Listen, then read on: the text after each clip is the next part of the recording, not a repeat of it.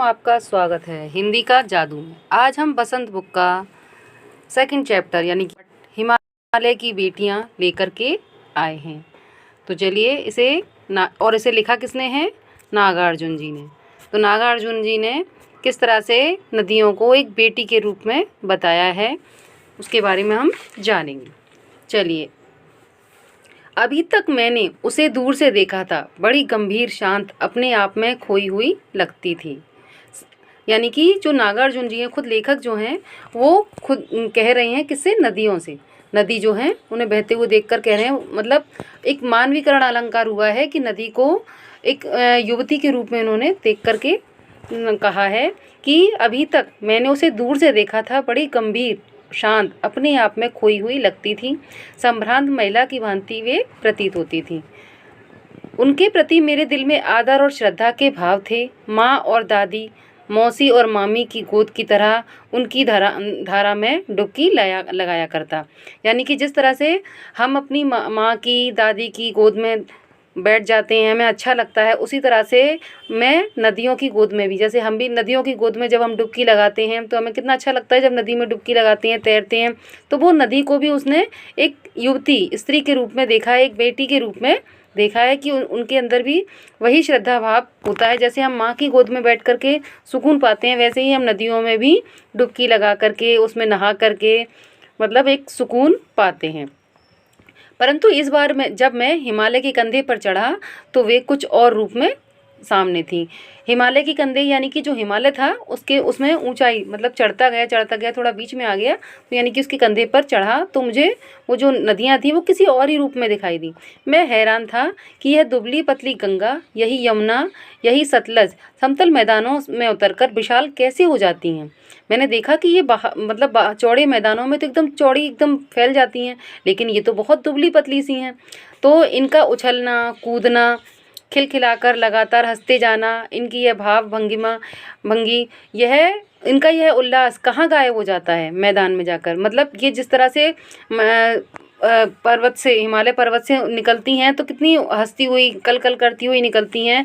जैसे एक स्त्री हंसती हुई घर से निकलती है, हंसती मुस्कुराती हुई निकलती है, उसी प्रकार से यह भी निकलती हैं और उसी तरह से यह भी निकलती हैं, लेकिन ये चौड़े मैदानों में जाकर के एकदम फैल जाती हैं।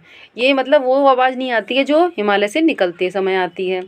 किसी लड़की को जब मैं देखता हूँ, किसी कली पर मेरा ध्यान अटक जाता है, तब भी इतना कौतूहल और विस्मय नहीं होता जितना कि इन बेटियों की बाल लीलाएं देखकर।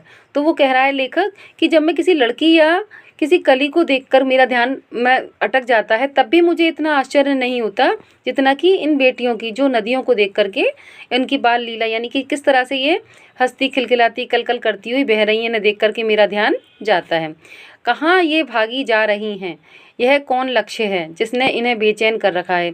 ये तेजी के साथ हिमालय से निकल रही हैं, ऐसा लगता है जैसे यानी कहाँ भागी चली जा रही हैं, बेचैन होकर के ये दौड़ती चली जा रही हैं। अपने महान पिता का विराट प्रेम पाकर भी अगर इनका हृदय अतृप्त ही है, तो मतलब अपने पिता, यानी कि इनके पिता किसको बुलाए? हिमालय को। यानी कि हिमालय की गोद में से भी निकल करके ये मतलब फिर भी अतृप्त हैं, व्याकुल हैं। तो कौन होगा जो इनकी प्यास मिटा सकेगा? तो ऐसा कौन है जो इनकी प्यास को मिटा सकेगा, यानी कि इनकी बेचैनी को दूर करेगा? बर्फ जली नंगी पहाड़ियाँ, छोटे छोटे पौधों से भरी घंटियाँ, बंधुर अधिकताएँ, सरसब्ज उपकाएँ, ऐसा है इनका लीला निकेतन। खेलते खेलते जब ये जरा दूर निकल जाती हैं तो देवदार, चीड़, सरो, चिनार, सफ़ेदा, केल के जंगलों में पहुंचकर शायद इन्हें बीती बातें याद करने का मौका मिल जाता होगा। कौन जाने बुढ़ा हिमालय अपनी इन नटखट बेटियों के लिए कितना सिर धुनता होगा। बड़ी बड़ी चोटियों से जाकर पूछिए तो उत्तर में विराट मौन के सिवाय उनके पास और रखा ही क्या है। यानी कि ये जो बेचैन कर रखा है, अपने पिता की गोद में भी तृप्त नहीं है, तो ऐसा कौन होगा जो इनकी प्यास को मिटा देगा। ये पहाड़ियों से निकल करके, छोटे छोटे पौधों से भरी घाटियों से निकल करके, अधिकतर मतलब हरी भरी जगहों से निकल करके इनका लीला निकेतन खेलते खेलते ये दूर निकल जाती हैं। और बड़े बड़े देवदार, जो कुछ चीड़ के पेड़ होते हैं ना, वहाँ से, चिनार, सफ़ेद कैल के जंगलों में से निकल करके ये मतलब निकलती जाती हैं। शायद इन्हें बीती बातें याद करने का मौका मिल जाता होगा, शायद ये निकलने के बाद ही इन्हें पुरानी बातें याद आती होंगी। तो इन सब की ये लीलाएं देख करके, इन लोगों की ये हरकतें देख करके बूढ़ा हिमालय, जो बुढ़ा हिमालय यानी कि हिमालय पर्वत को बूढ़ा कहा गया है, अपनी बेटियों की जो हरकतें हैं, शैतानी कर रही हैं, कैसे किलकिलाती हुई निकल गई हैं, वो बेचारा देखता होगा और सिर धुनता होगा। जैसे कि बच्चे जब शैतानी ज़्यादा करते हैं तो जो माता पिता होते हैं वो सिर धुनते रह जाते हैं कि अब क्या करें। तो उसी प्रकार से हिमालय भी बस देखता रहता होगा कि ये कैसी हरकतें कर रही हैं। बड़ी बड़ी चोटियों से जाकर पूछिए और उनसे जब उत्तर लेना हो कि कैसा सोचता होगा वो, तो वहाँ उत्तर में जाकर के देखो, क्योंकि हिमालय पर्वत जो है उत्तर में ही है ना, वहाँ हिमालय बेचारा चुपचाप मौन खड़ा होता है, सिर्फ देखता ही रहता है और कुछ भी नहीं कर पाता। सिंधु और ब्रह्मपुत्र, ये तो ऐसे नाम है जिनके सुनते ही रावी, सतलुज, ब्यास, चनाब, झेलम, काबुल, कुंभा, कपिश, गंगा, यमुना, सरयू, गंडक, कोसी आदि हिमालय की छोटी बड़ी सभी बेटियां आंखों के सामने नाचने लगती हैं। यानी कि सिंधु और ब्रह्मपुत्र यानी कि ये मतलब बहुत बड़ी नदियां हैं, है ना। तो इनका नाम सुनते ही जो बाकी की नदियां हैं, रावी, सतलुज, ब्यास, चनाब, झेलम, काबुल, कपिशा, गंगा, यमुना, सरयू, गंडक, कोसी आदि हिमालय की छोटी छोटी सभी मतलब नदियों को उन्होंने बेटी के रूप में देखा है ना। बेटियां आंखों के सामने सारी सारी नदियां नाचने लगती हैं। वास्तव में सिंधु और ब्रह्मपुत्र स्वयं कुछ नहीं है। दयालु हिमालय के पिघले हुए दिल की एक एक बूंद न जाने कब से इकट्ठा होकर इन दो महानदी के रूप में समुद्र की ओर प्रवाहित होती जा रही हैं। यानी कि ये नदियाँ हिमालय से निकलकर समुद्र की ओर बहती हैं। कितना सौभाग्यशाली है वह समुद्र जिसे पर्वतराज हिमालय की इन दो बेटियों का हाथ पकड़ने का श्रेय मिला। यानी कि उन्हें पिता बोला है और उन्हें ससुर बोला है समुद्र को। तो उन दो बेटियों का, यानी कि वो जब उनसे जा मिलती हैं अपने मतलब मायके से निकल करके वो अपने ससुराल में जा कर के मिल जाती हैं।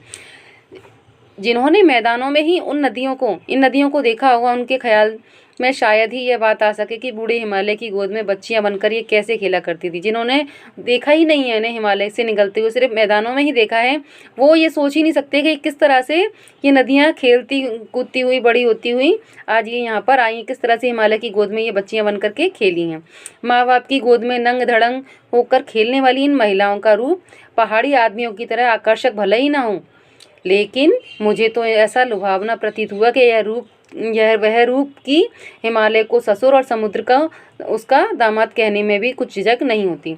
यानी कि ये जो पिता के यहाँ हम कैसे भी रह लेते हैं, किसी भी रूप में रह लेते हैं, हमें कुछ भी होश नहीं रहता कि हम कैसे खेल रहे हैं, कैसे हमें कोई देख रहा है, कैसे कुछ भी आकर्षक लगे ना लगे। लेकिन वही बोल रहा है कि उसने किसे बोला, हिमालय को पिता बताया और समुद्र को क्या बताया, ससुर बताया। तो वही बोल रहा है कि माँ बाप की गोद में नंग धड़ंग होकर खेलने वाली इन बालिकाओं का रूप पहाड़ी आदमियों के लिए, जो पहाड़ पर रहने वाले आदमी हैं, उनके लिए आकर्षक भले ही ना हो उन्हें, क्योंकि वो रोज़ देखते हैं। लेकिन जो लेखक था वो कह रहा है कि मुझे तो ऐसा प्रतीत हो रहा है मानो हिमालय को ससुर और समुद्र को उसका दामाद कहने में भी कोई झिझक नहीं होती। यानी कि वो वहाँ से निकलकर समुद्र में मिलती हैं, इसलिए उसको दामाद कहने में भी उसे झिझक नहीं लग रही है।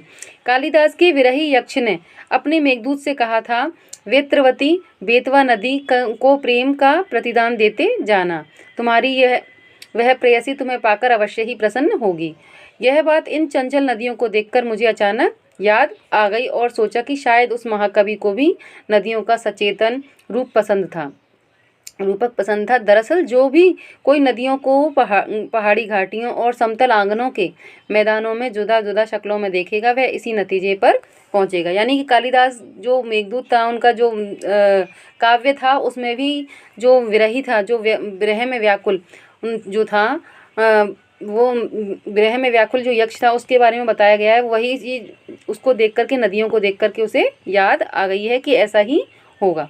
काका कालेलकर ने नदियों को लोकमाता कहा है। काका कालेलकर जो थे, उन्होंने नदियों को लोकमाता भी कहा है, किंतु माता बनने से पहले यदि हम उन्हें बेटियों के रूप में देख लें तो क्या हर्ज है, लेकिन माता बनने से पहले हम उन्हें एक बेटी के रूप में भी देख सकते हैं। और थोड़ा आगे चलिए, इन्हीं में अगर हम प्रेयसी की भावना करें तो कैसा रहेगा, अगर हम इन्हें प्रेमिका की भावना से देखें तो और भी अच्छा रहेगा। ममता का एक और भी धागा है जिसे हम उनके साथ जोड़ सकते हैं, बहन का स्थान कितने कवियों ने इन नदियों को दिया है। बहन का स्थान बहुत ही कम कवियों ने नदियों को दिया है। एक दिन मेरी भी ऐसी भावना हुई थी।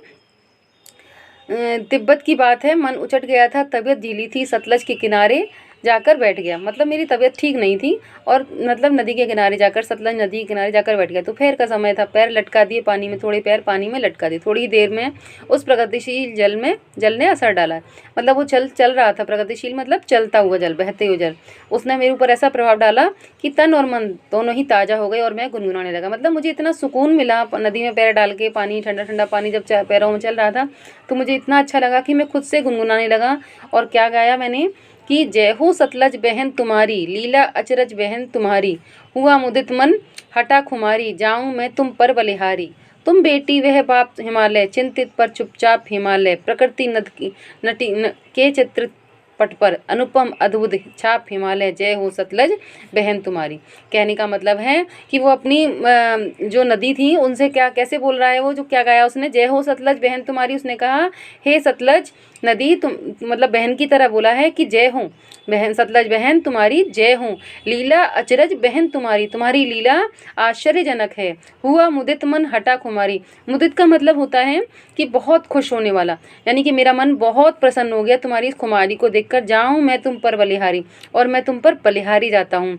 तुम बेटी वह बाप हिमालय, तुम बेटी हो और तुम्हारे पिता हिमालय हैं। चिंतित पर चुपचाप हिमालय, चिंतित रहते हैं तुम्हें लेकर के, क्योंकि तुम बहुत नटखट हो, पर वह चुपचाप रहते हैं।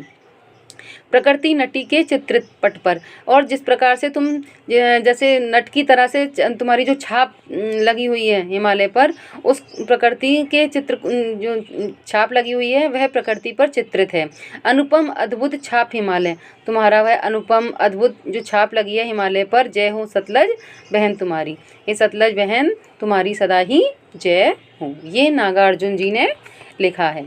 तो बच्चों आपको पाठ समझ में आ ही गया होगा। ये था हमारा आज का पाठ, हिमालय की बेटियां। आपको अच्छी तरह से समझ में आ गया होगा। अगले वीडियो में हम आपको इसके प्रश्न उत्तर लेकर के आएंगे। तब तक आपको वीडियो अच्छी लगी हो तो इसे लाइक और सब्सक्राइब करना ना भूलें। धन्यवाद।